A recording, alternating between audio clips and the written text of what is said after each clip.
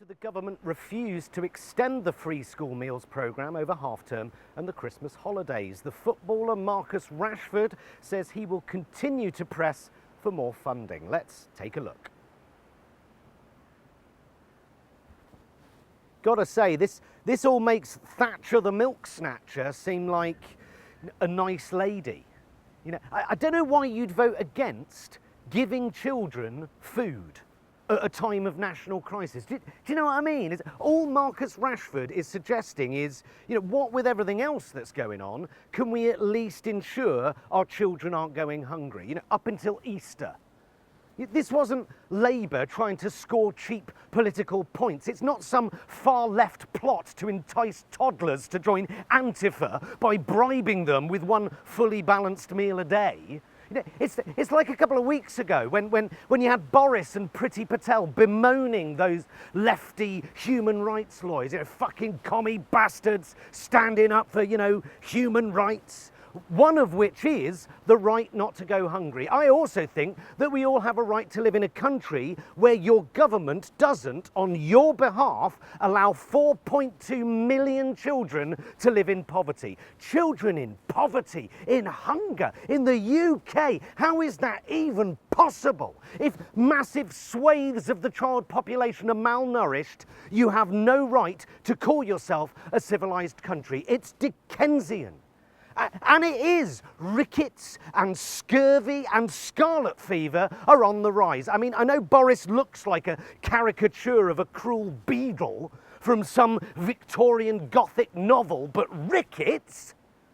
People are struggling to feed their children, okay? The majority of this country has just taken a massive pay cut, which is fine if you're one of the Boris Johnsons of this world, a man so out of touch he once described his £250,000 salary from the Daily Telegraph as chicken feed. You fucking prick. I can hear the conversation, you know, this bloody footballer with the brown skin and the regional accent talking about feeding working class children or some such nonsense. How do we shut him up? You know? Do we actually have to feed these starving kids, or can we just give him an MBE? Because that usually works with most of my old Eton chums.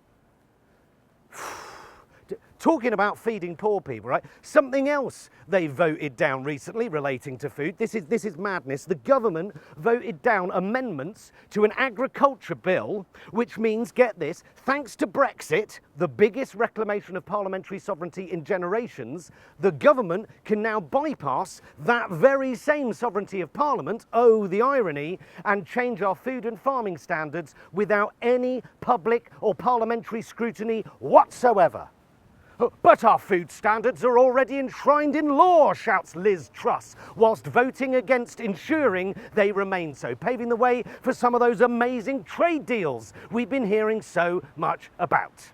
The truth is, the US and India are actively prioritising lowering our food standards, and the US's official stance is that nutritional labelling is a barrier to trade. You know, labelling, where you get to find out where your food is coming from, what it contains, how it was produced, how good or bad it is for you. Soon, you won't even know what you're eating, and we'll all get fat, and then we'll all just fucking die. Except our children, of course, who will just be left to starve.